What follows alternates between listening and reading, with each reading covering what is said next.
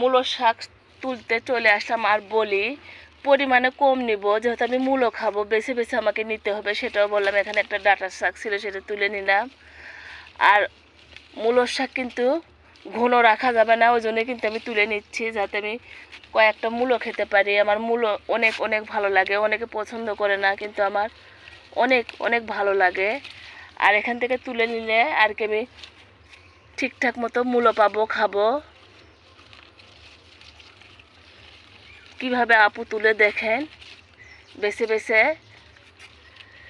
কারণ যেহেতু চাপানো, ওই জন্য কিন্তু আমি তুলে নিচ্ছি। এর মধ্যে আবার বেগুনের গাছ দেখতেছি একটা হয়েছে, এরকম হয়ে থাকে চারা থেকে, হয়তো দেখা যায় অনেক সময় হয়ে থাকে। আমাকে লাল মূলো বলে দিছে, এগুলো কি আসলে কয়েকটা লাল আছে, আবার কয়েকটা সাদা দেখা যাচ্ছে, বুঝতে পারছি না। আর সেটা আমি তুলে নিচ্ছি, আরও তুলি, তারপর আবার শেয়ার করব।